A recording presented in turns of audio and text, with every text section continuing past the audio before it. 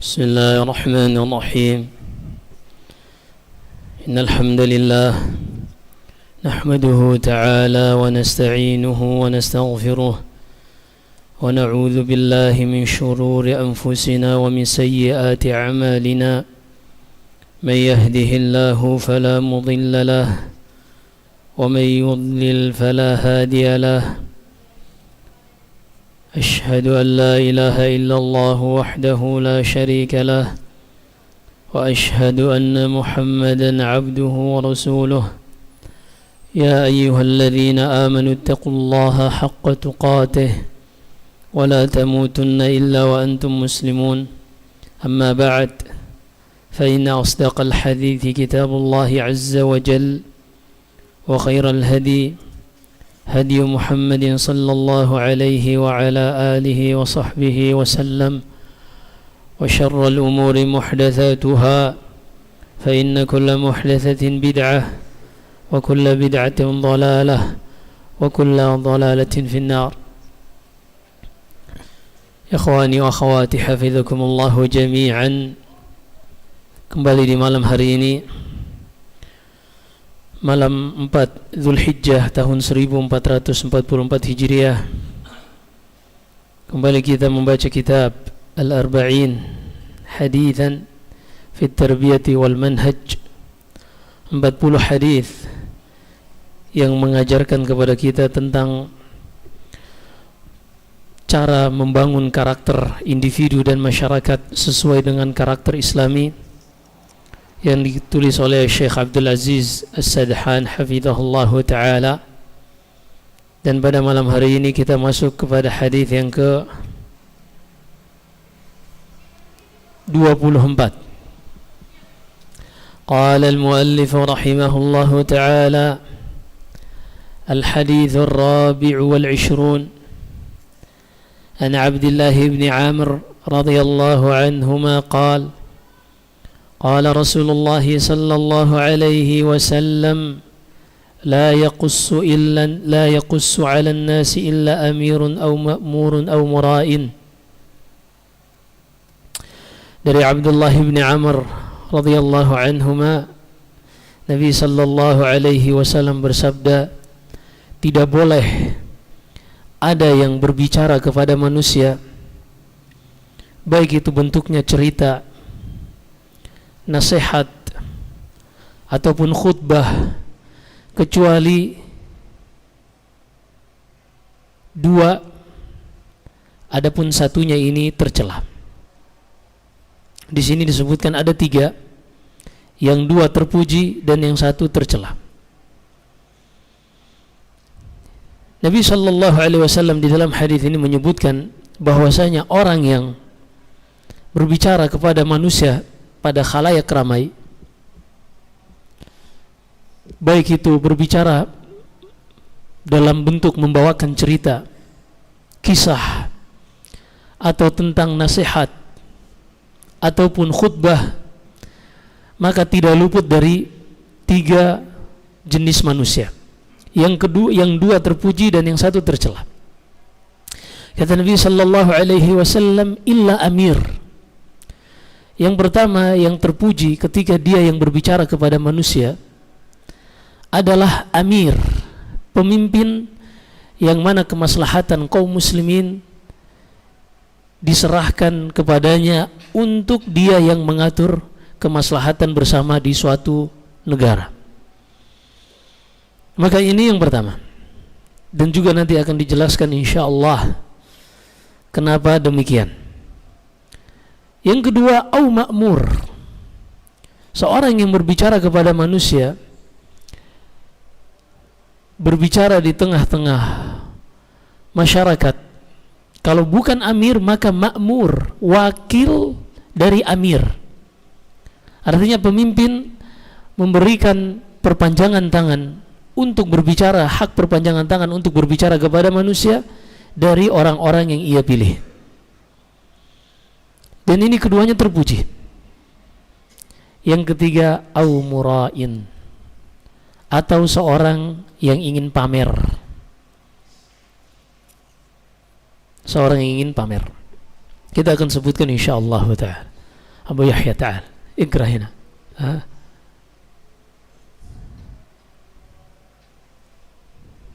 Qori'nya lagi enggak ada.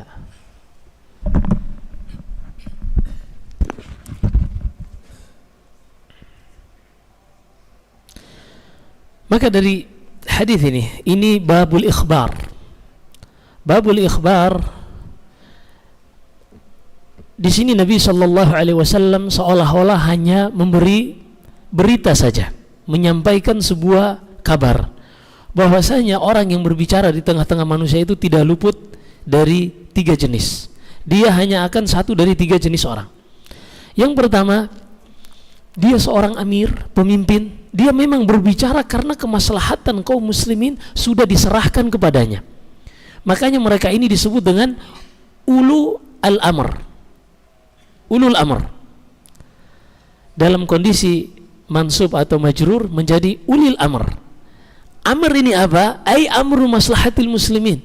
Diserahkan kepada mereka perkara kemaslahatan kaum muslimin, maka merekalah yang berhak untuk berbicara. Di dalam beberapa ayat di dalam Al-Quran, Allah sebutkan di surat An-Nisa, misalnya pada firman Allah, wa idza ja'ahum amrun minal amni awil khawfi adha'u bih walau radduhu ila ar-rasul wa ila ulil amri minhum la'alimahu alladhina yastanbitunahu minhum.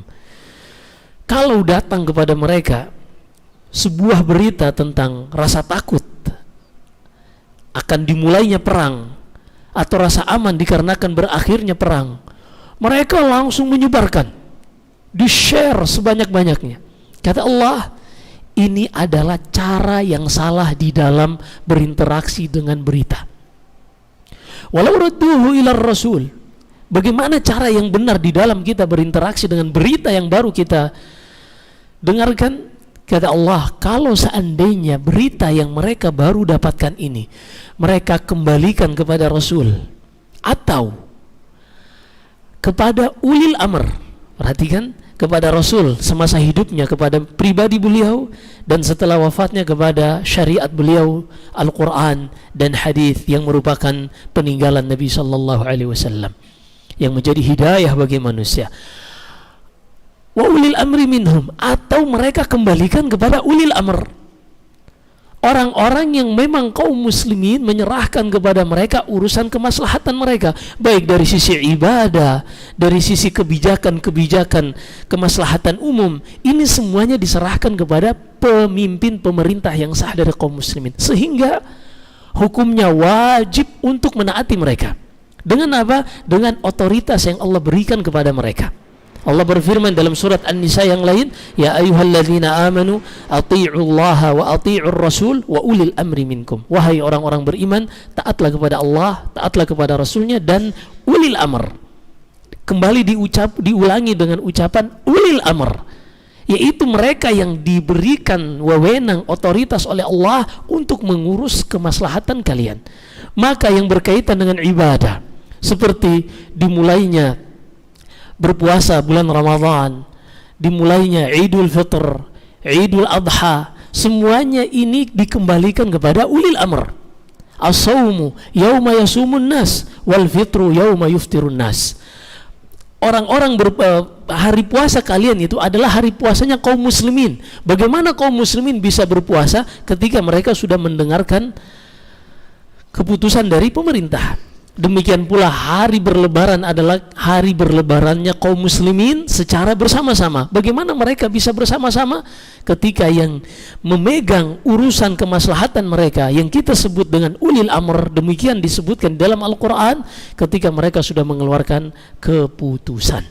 Maka ini diantara faktor-faktor yang menjadikan kaum muslimin itu untuk bersatu. Karena di antara aqidah ahli sunnah wal jamaah, dan ini yang paling prinsip disebutkan al-Imam Al-Barbahari dalam kitabnya Syarhus Sunnah, la islamah la sunnata illa ma'al jamaah wa la jama'ata illa ma'al imam. Tidak mungkin sunnah itu bisa teraplikasikan di dalam kehidupan individu dan masyarakat kecuali bersama jamaah, dan tidak mungkin jamaah ini bisa tercipta kalau tidak ada pemimpin. Maka inilah yang harus kita perhatikan, apalagi di hari-hari yang kita hidup saat ini, yang semakin jauh dari Nabi sallallahu alaihi wasallam, semakin kita mendekati yang kata Rasulullah, sayati 'alan nasi sanawatun khadda'ah, akan datang kepada manusia tahun-tahun yang menipu. Yusaddaqu fiha al-kadhib wa yukadzdzabu fiha as-sadiq. Pada tahun-tahun itu orang-orang yang jujur dia akan dianggap sebagai pendusta. Tapi para pendusta karena mereka bisa memframing, mengkondisikan suatu keadaan, mereka dianggap manusia yang paling jujur. Barusan tadi pagi atau tadi siang saya mendapatkan sebuah share berita bahwasanya menuding pemerintah Indonesia dengan terus mengadakan sidang itsbat dengan menebar para tim di titik-titik untuk melihat hilal Ramadan, hilal Syawal, kemudian hilal Zulhijjah. Mereka menuding bahwasanya ini penyebab terpecahnya kaum muslimin, yang membuat kaum muslimin tidak memiliki kalender global. Ya subhanallah. Sekarang kita tanya, di dalam Islam metode mana yang paling tua? Bahkan metode mana yang satu-satunya yang digunakan oleh Nabi sallallahu alaihi wasallam? Metode ru'yah atau hisab? Dalam hadis Abdullah bin Umar atau selainnya dalam Sahih Bukhari, Nabi sallallahu alaihi wasallam bersabda, "Nahnu qaumun ummi, la naktub wa la nahsib." Kami ini adalah umat yang ummi, tidak bisa menulis dan tidak bisa menghisab. Rasulullah sudah tutup untuk melihat bulan ini, untuk menentukan awal masuk bulan, dengan mereka tidak bisa menghisab. Walaupun metode itu sudah ada pada zaman itu. Tapi demikianlah rahmat bagi umat ini, karena Allah subhanahu wa ta'ala jadikan standar syariat yang paling mudah dan bisa diaplikasikan oleh setiap muslim, yang ada di perkotaan dengan alat-alat mereka yang canggih, dan yang ada di pedesaan, di pedalaman dengan kondisi yang jauh dari polusi cahaya, mereka sanggup untuk melihat hilal jika tidak ada faktor-faktor yang lain. Ini rahmatan lil alamin, di antara bentuk kemudahan agama kita, ad-dinu yusr. Tapi ada orang-orang yang mengatakan bahwasanya metode ru'yat ini memecah belah kaum muslimin. Ya subhanallah, semakin dekatnya kita dengan zaman khadda'ah, waktu-waktu yang menipu, yang seharusnya benar di framing sehingga salah, justru dituduh memecah belah kaum muslimin. Maka subhanallahil azim, metodenya Rasulullah dituding memecah belah kaum muslimin karena tidak bisa mereka memiliki kalender global. Allahu akbar. Inilah realita hidup kita. Maka ketika ada seorang muslim mendapati zaman seperti ini, dan ini pemerintah dipojokkan, pemerintah ketinggalan zaman, pemerintah tidak up to date, dan seterusnya, padahal pemerintah dengan taufik dari Allah berjalan di atas sunnah Nabi sallallahu alaihi wasallam dalam hal ini. Kita bukan orang yang menjilat. Wallahi akidah ini sudah ditakrir oleh imam-imam sejak zaman dahulu. Sangat terlalu luas dan terlalu indah agama ini kalau hanya untuk mendukung rezim-rezim tertentu. Kalau wallah, tapi inilah akidah kita kepada Allah Subhanahu wa taala sebagaimana yang dituntunkan oleh Nabi sallallahu alaihi wasallam. Terlalu mulia Islam ini kalau hanya untuk dibawakan kepada sebuah pemerintahan yang untuk menjilat kepada mereka. Wallahi, demi Allah, ini adalah akidah kita kepada Allah Subhanahu wa taala. Maka betapa anehnya ada orang-orang yang membuat framing seperti itu, seakan-akan pemerintah ini menghalangi mereka untuk mempersatukan kaum muslimin. Siapa sekarang yang memecah belah kaum muslimin? Yang datang belakangan atau yang mengikuti Nabi sallallahu alaihi wasallam? Yang memecah kaum muslimin adalah bid'ah. Yang memecah kaum muslimin adalah bid'ah. Makanya kata Rasulullah ketika beliau menyebutkan hadis dalam Abu Dawud dan selainnya, wasataftariqu ummati ala 73 firqah, dan akan terpecah belah umatku ini menjadi 73 golongan.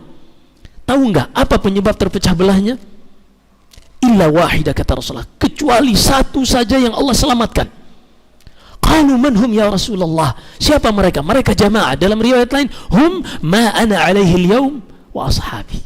Mereka adalah manusia-manusia yang senantiasa diberi taufik oleh Allah untuk terus tegar berjalan di atas jalanku dan para sahabatku. Artinya apa? Mereka tidak menambah-nambah, tidak berinovasi sedikit pun di dalam agama ini. Lalu apa yang membuat orang terpecah belah, yang membuat kaum muslimin ini menambah 72 golongan sehingga menjadi 73? Karena mereka menambah-nambah. Karena kalau seandainya mereka berjalan di atas satu jalan, jalannya Rasulullah dan sahabatnya, tidak akan terpecah belah. Maka indikator untuk melihat sesuatu itu yang benar atau yang batil di akhir-akhir zaman yang semakin menipu seperti ini, tidak ada jalan kecuali seorang mempelajari Al-Quran dan hadis. Dengannya dia mengetahui seperti apa perintah Allah dan seperti apa tuntunan Nabi Sallallahu Alaihi Wasallam. Maka betapa bodohnya seorang muslim ketika dia mengetahui realita kehidupannya seperti ini, negaranya seperti ini, dunia saat ini seperti ini, namun tidak menambah semangatnya untuk belajar. Menangis darahlah sekarang.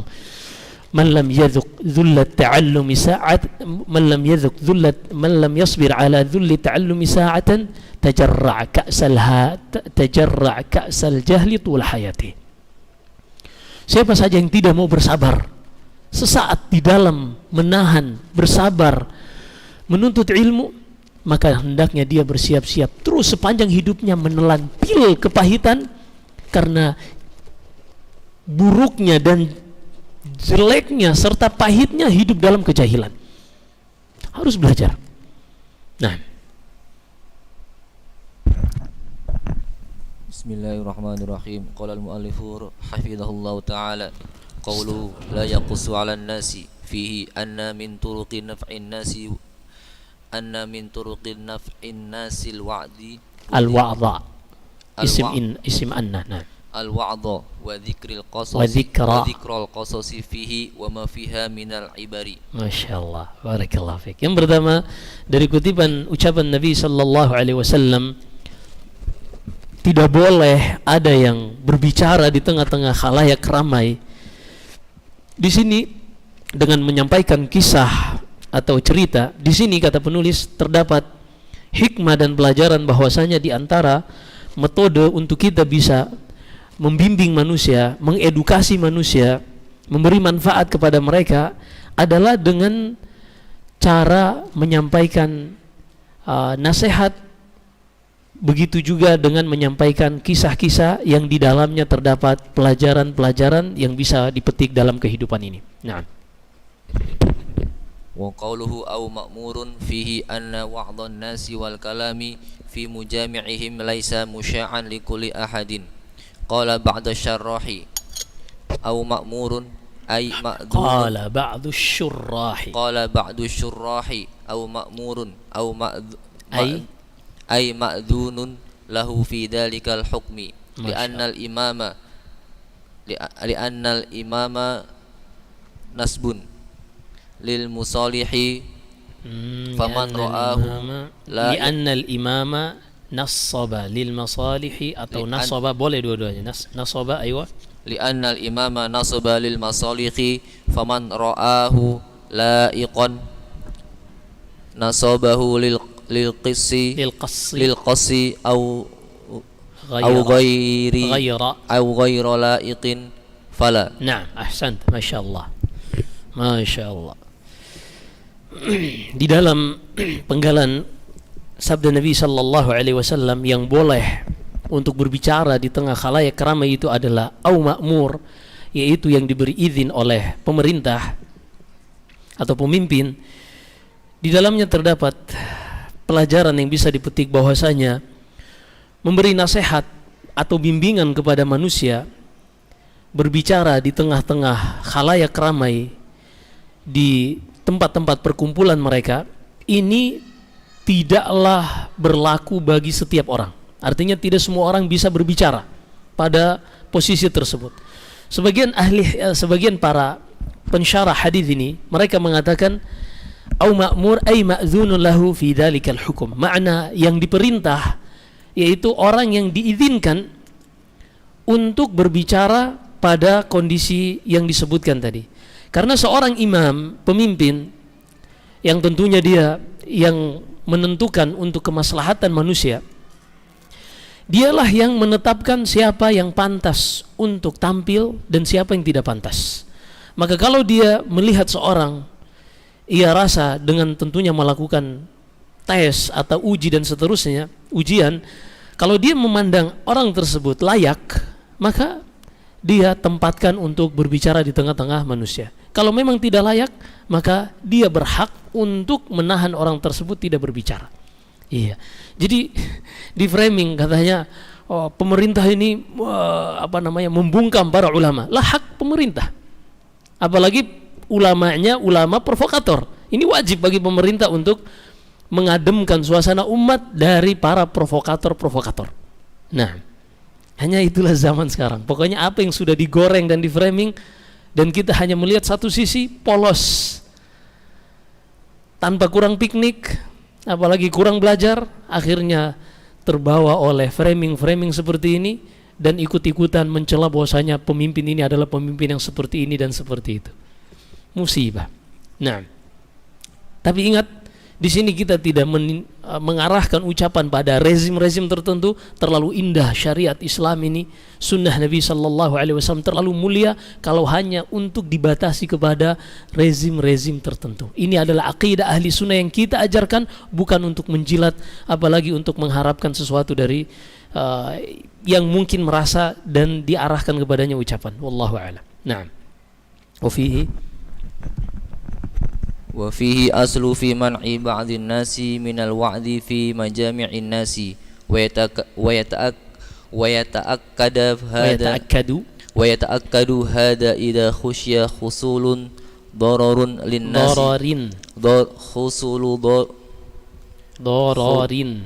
حصول ضرر للناس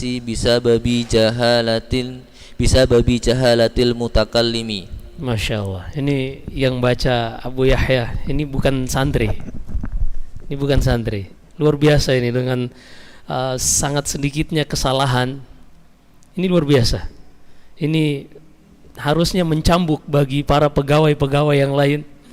Apalagi owner bisnis yang mungkin waktu mereka lebih banyak daripada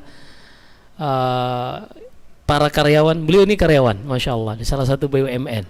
Iya, Masya Allah. Tapi semuanya itu tidak menghalangi beliau untuk tetap belajar dan belajar. Ini harusnya mencambuk yang lain yang mungkin memiliki waktu lapang lebih banyak, tapi sampai sekarang baca Al-Quran aja kagak bisa. Nangis, wallahi nangis. Iya, ini udah baca kitab, makomnya udah Masya Allah. Kalau belum bisa baca Quran aja segera, hari ini langsung mulai. Selesai dari ta'lim ini, hubungi. Ada banyak santri-santri Al-Wahyain di sini yang bisa bantu insyaallah. Hidupkan lagi halaqah-halaqah Quran. Enggak ada kebahagiaan hidup ketika seorang itu tidak bisa merealisasikan ubudiyah kepada Allah Subhanahu wa taala. Iya. Tahu enggak seorang itu kapan dia mencapai kebahagiaan? Ketika dia bisa mencapai tujuannya. Kapan seorang bisa mencapai kebahagiaan? Ketika dia mencapai tujuannya. Tapi walaupun dia sedang berada pada suatu kenikmatan, namun belum sampai ke tujuannya, belum lengkap. Tahu enggak tujuan manusia diciptakan? Beribadah kepada Allah Subhanahu wa taala. Bagaimana mungkin seorang bisa beribadah dengan yang paling ideal dan paling optimal kalau dia enggak paham apa yang Allah minta di dalam Al-Qur'an? Apa yang dimaksud oleh Nabi sallallahu alaihi wasallam di dalam sunnahnya? Masa sih seorang muslim tidak menangis berpuluh-puluh tahun udah usianya, tapi ketika dia membaca ayat Al-Quran atau ayat yang dibaca oleh imam, dia nggak paham. Sampai kapan? Allahul musta'an. Ada seorang yang nggak menangis melihat kondisi seperti itu, sementara usianya terus berjalan mengantarkannya kepada garis finish. Benarlah ucapan Ibnul Qayyim rahimahullah yang selalu kita ulangi, wallahi law annal quluba salimatun lataqatta'at asafan minal hirmani walakinnaha sakra li hubbi hayatiha ad-dunya wa sawfa tufiqu ba'da awani. Demi Allah, kalau seandainya hati kita ini bersih dari segala dosa yang menutupinya, niscaya kita akan sangat sedih ketika melihat banyak sekali hal-hal yang mendekatkan kepada Allah tapi kita tidak bisa menjalaninya. Sebaliknya banyak sekali hal-hal yang melalaikan dari Allah, justru kita tenggelam di situ. Kalau seandainya hati manusia itu bersih, niscaya hati ini akan tercabik-cabik sedih ketika ia terjatuh ke dalam musibah tersebut. Walakinnaha sakra, kata Ibnul Qayyim rahimahullah, akan tetapi hati kita ini sedang mabuk, terlena dengan dunia. dan nanti akan siuman, hati ini akan sadar, namun ketika itu penyesalan sudah tidak bermanfaat lagi. Maka sejak hari ini, setelah ta'lim ini, segera tadarak nafsak, segera introspeksi diri, muhasabah diri. Apa yang belum kita bisa? Al-Quran, segera. Bahasa Arab, Al-Fatihah, kita belum bisa, segera. Jangan terlalu sibuk dengan melihat Facebook, melihat WhatsApp, status-status orang di scroll satu persatu. Sampai kapan kita hidup seperti itu? Sementara usia kita terus mengantarkan kepada garis finish. Sadar gak sih kita? Setiap hari jenggot kita ini bukan bertambah semakin hitam, wallahi semakin putih. Rambut kita ini semakin menyala. Tapi kita tidak pernah tergerak, ya Allah, ada apa ini? Tapi kalau urusan kerjaan, kita nggak boleh gaib, kita nggak boleh nggak hadir. Kenapa? Kalau kita alpa, gaji kita dipotong. Atau sebuah bisnis, kita terbuka peluang baru, kita berusaha untuk pelajari untuk bisa mencapai tujuan tersebut. Tapi tujuan penciptaan kita nggak pernah kejar. Kan tertipu kita oleh syaitan. Tapi mau sampai kapan tertipu? Kita itu sadar, yang musibahnya kita itu sadar kita sedang tertipu. Tapi untuk bangkit dari keterpurukan tertipu itu nggak ada motivasi. Ya ini kan musibah di atas musibah. Nasallahu alaihi wasallam wal afiyah. Taib. Kata penulis hafizahullah, dan di dalam penggalan hadis ini juga terdapat pelajaran bahwasanya hukum asal pemimpin pemerintah dialah yang menentukan seorang boleh atau melarang seseorang dari berbicara di tengah-tengah halayak ramai. Dan ini lebih ditekankan lagi untuk ditaati oleh semua kaum muslimin ketika yang tampil ini adalah sembarangan orang, akan lebih mendatangkan banyak keburukan dibanding kemaslahatannya. Nah, ذكر التاريخ ذكر التاريخ أنه في عام 288 هجرة كيف 284 هجرة نودي في المسجد شوف هجرية أو بعد الهجرة هجرية نعم نودي في المسجد الجامع في بغداد بنهي الناس عن الاستماع على قاص وبمنع القصاص من القعود. Masya Allah. Disebutkan dalam sejarah pada tahun 284 Hijriah ada utusan dari gubernur Baghdad ketika itu untuk mengumumkan bahwasanya orang-orang tidak boleh berkumpul di masjid Jami', masjid raya Baghdad ketika itu, hanya untuk mendengarkan kisah-kisah dari para pembuat kisah. Nah, ini sampai ada sejarah mencatat seperti itu. Dan juga disebutkan Al-Imam Al-Marwazi rahimahullah dalam sunnahnya bahwasanya Muawiyah ibn Abi Sufyan pernah melarang seseorang untuk menyampaikan kisahnya kepada orang lain. Kenapa? Karena qissas ini, karena yang dibawakan kisah-kisah terus, akhirnya ujung-ujungnya karena bahannya habis, dia pun mendusta, dia pun membuat kisah-kisah yang dusta. Lalu bagaimana dengan stand up comedy zaman sekarang? Nasallallahu alaihi wasallam. Nah, wa min asbabi dzalika al-man'u ومن أسباب ذلك المنع أن أكثر القصاص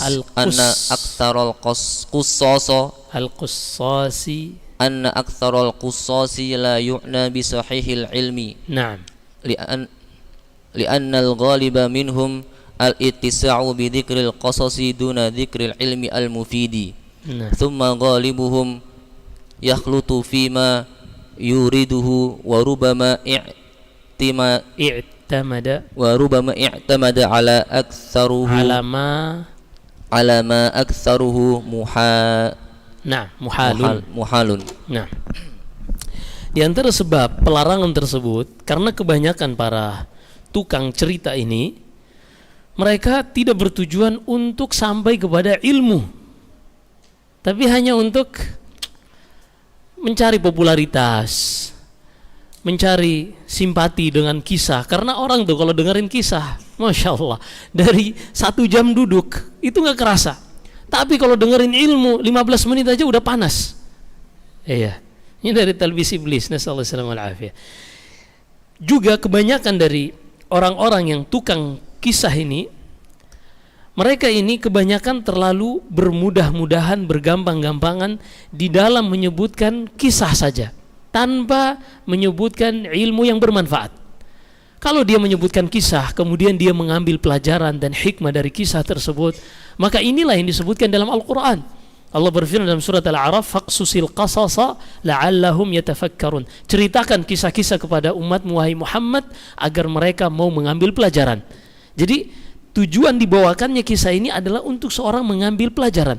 Tapi tukang cerita pada zaman itu, mereka hanya menyampaikan cerita-cerita untuk orang-orang tertawa dan menarik simpati dari mereka. Kemudian kebanyakan juga dari mereka ini, para tukang cerita, yakhlit, mencampur adukan antara apa yang mereka bawakan pada cerita-cerita yang kebanyakannya cerita-cerita yang mustahil. Iya, cerita tentang Abu Nawas, yang cerita tentang negeri Baghdad yang 1001 malam. Iya, Allahul musta'an. Nah, Qala Abu Qilabatin ma amatal ilmu qala Abu Qilabah, Qala Abu Qilabah ma amatal ilmu illa al-qusasu yajlisu rujulu al-qasa sanatan fala yata'allaqu minhu bi syai'in wa yujalisul alima fala yaqumu hatta yata'allaqu minhu bi syai'in. masyaallah, barakallah. Qala Abu Qilabah rahimahullah, ma amata al-ilma illa qussas. Tidak ada yang membuat ilmu itu tenggelam, yang mematikan ilmu, kecuali para tukang cerita. Ya, kenapa? Karena mereka ini selalu memalingkan orang dari para ulama. Karena duduk di depan ulama itu berat. Iya. Dengar 15 menit aja udah panas. Tapi kalau dengar tukang cerita, Masya Allah, apalagi kalau lucu, yang viral-viral, luar biasa. Makanya kalau viewers dari majelis-majelis yang serius membahas ilmu, sepi banget. Tapi kalau ustadznya cerita yang entah kemana, seorang yang katanya hidup tanpa jantung lah dan seterusnya, wah, ramai kisahnya. Subhanallah, qissas. Kata Abu Qilabah, terkadang engkau dapati ada seorang laki-laki datang bersahabat dengan tukang cerita ini, mulazamah dengan tukang cerita ini, setahun penuh dia tidak mendapatkan faidah sama sekali. Datang dan perginya sama saja, tidak mengubah salatnya menjadi lebih mengikuti salatnya Nabi sallallahu alaihi wasallam, tidak mengubah akidahnya sebagaimana akidah ashabul hadis, tidak mengubah akhlaknya. Yang ada apa? Hanya dia menghafal kisah-kisah yang mustahil. Iya. Sebaliknya, ketika seorang itu bersahabat dan berguru kepada alim, mungkin dia hanya duduk di satu majelis, tapi ketika dia mendengarkan dengan serius, tidaklah dia keluar dari majelis tersebut melainkan dia bisa mengubah akhlaknya, lebih mendekati akhlak Nabi sallallahu alaihi wasallam. Tidaklah dia keluar melainkan dia bisa meniru tata cara salatnya Nabi sallallahu alaihi wasallam. Tentunya tergantung apa yang disampaikan di majelis tersebut, dan yang lebih utama adalah dia bisa berakidah, berkeyakinan sebagaimana akidahnya Nabi sallallahu alaihi wasallam dan sahabat-sahabatnya. Naam.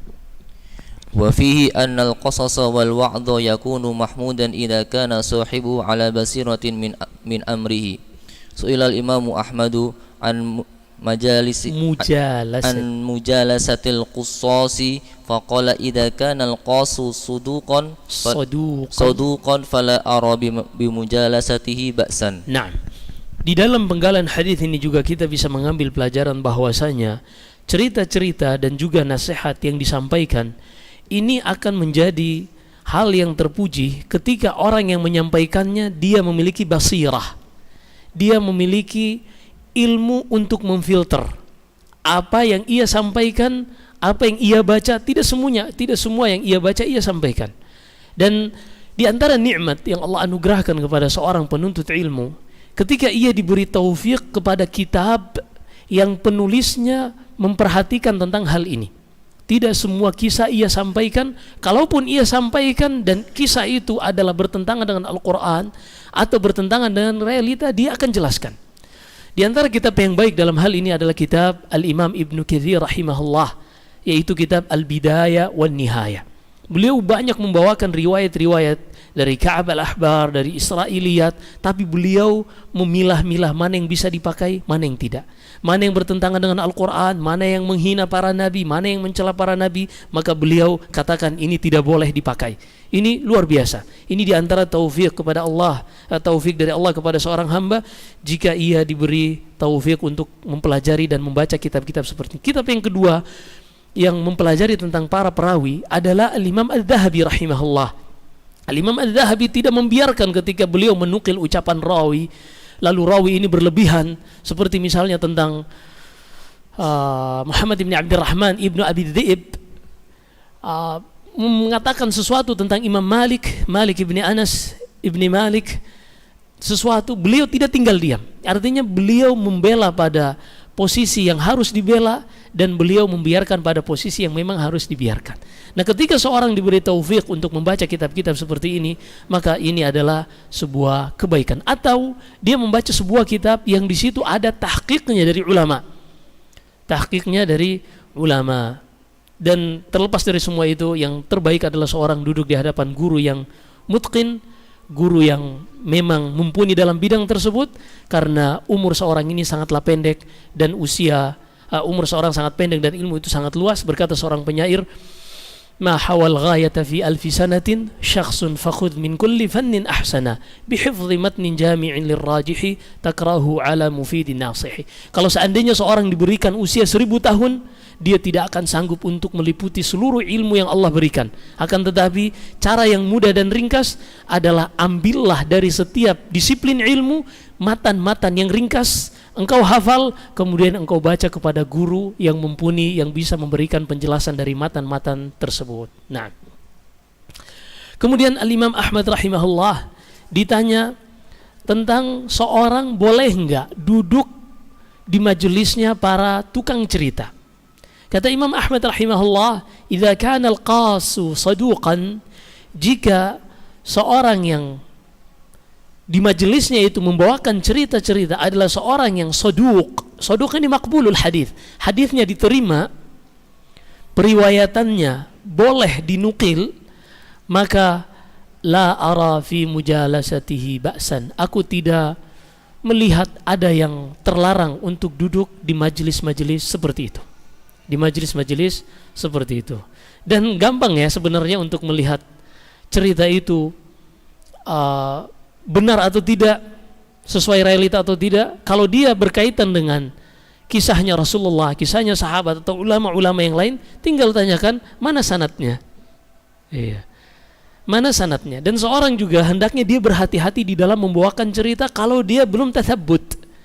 Dan zaman sekarang itu terlalu mudah bagi seorang dengan modal bahasa Arab untuk mengetahui riwayat itu sanadnya di mana.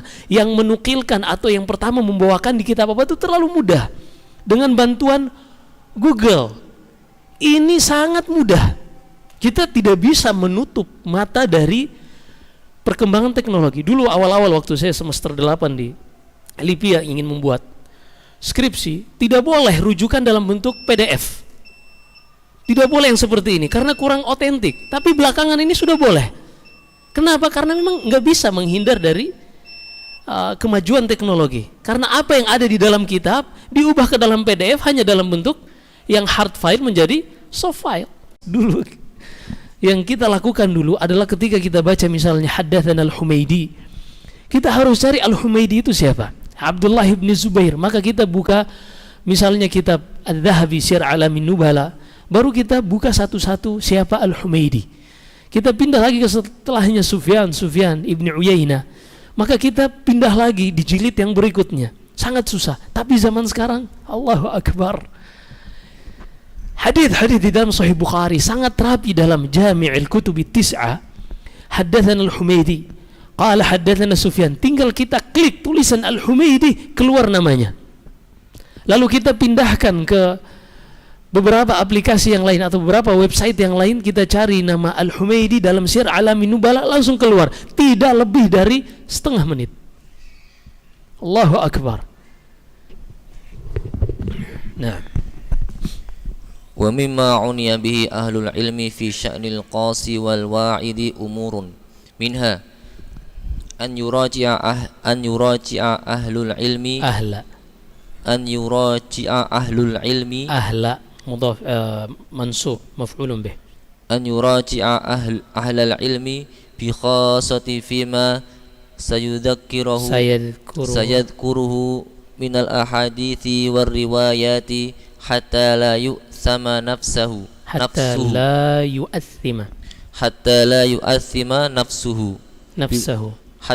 yu'thima nafsuhu bil qawli bila ilmin wa yadurru ghayrahu bi jahalatihi. Nah, ini metode dalam dunia bisnis, dalam dunia marketing, ada goals, ada progress. Tapi kita jago banget kalau dalam dunia bisnis dan marketing. Tapi giliran masalah agama, ini loh, kita berada di dunia ini sejak kita lahir sampai kita meninggal, proyeknya adalah mengumpulkan bekal dan mengisi setiap usia kita yang kita lewati setiap hari. Ini bagaikan wadah yang harus terus kita isi dengan amal soleh. Ini hakikat kehidupan, realita kehidupan kita. Suka atau tidak suka, senang atau tidak senang, begitu realitanya, akhi. Nggak ada pilihan lain. Kalau ada pilihan lain, Nabi SAW dialah orang pertama yang memilih.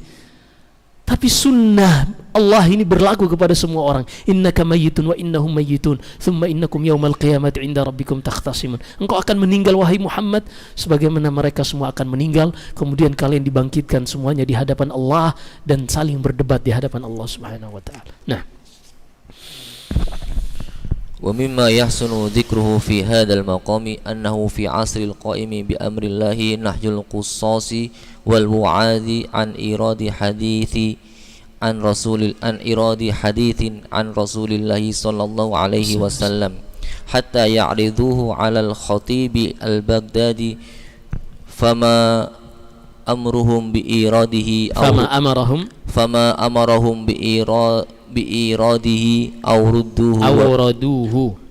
raduhu wa ma mana'ahu minhu alghuhu. Nah, baik. Udah nggak ada yang bunyi ternyata. Baik, kita selesaikan insyaallah, kita ringkas. Dan diantara yang sangat baik untuk kita sebutkan dalam pembahasan ini, bahwasanya pada zaman Al-Qa'im bi Amrillah, Al-Qa'im bi Amrillah ini salah satu khalifah dari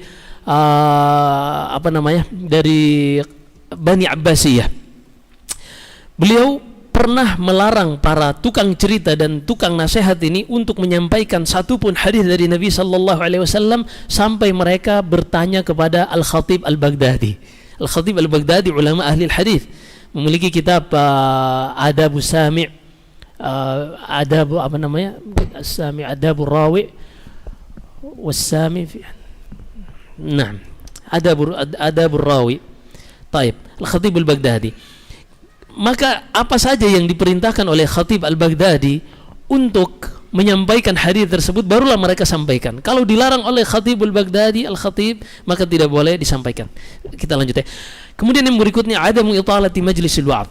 Di antara yang penting untuk diperhatikan orang yang ingin bercerita ini di majelis di tengah-tengah manusia, hendaknya dia memperhatikan durasi, jangan terlalu panjang di dalam bercerita kepada orang-orang dan di dalam memberikan nasihat. Berkata Imam Zuhri rahimahullah, jika majelis terlalu panjang yang di situ yang dibahas tentang cerita-cerita tersebut, maka syaitan akan mencari bagiannya untuk bisa disisipkan di dalamnya.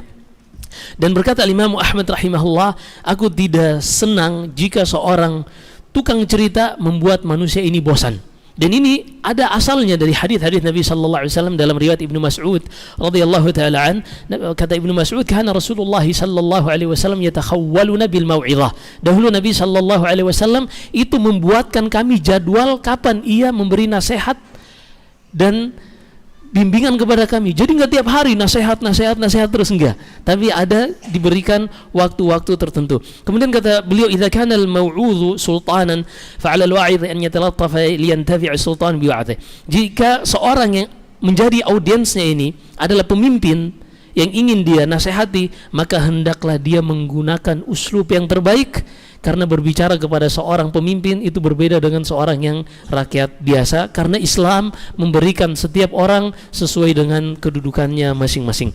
Kemudian yang terakhir, hendaknya bagi seorang yang tukang cerita dan tukang nasihat ini, hendaknya mereka lah orang yang pertama kali mengamalkan apa yang mereka perintahkan, dan hendaknya mereka orang-orang yang pertama kali berhenti dari apa yang mereka larang, agar dia lebih dalam mendapatkan agar orang-orang yang mendengarkannya lebih dalam mendapatkan pengaruh dari dai tersebut. Karena ketika seorang dai dia berbicara A, ternyata yang dia lakukan adalah B, maka ini akan muncul kontradiksi di dalam hati orang yang mendengarnya. Wallahu alam. Kita lanjutkan pada pertemuan berikutnya insyaallah. Sallallahu alaihi wasallam baraka ala nabiyina Muhammad subhanakallahumma wa bihamdik asyhadu an la ilaha illa anta astaghfiruka wa atubu ilaik. Assalamualaikum warahmatullahi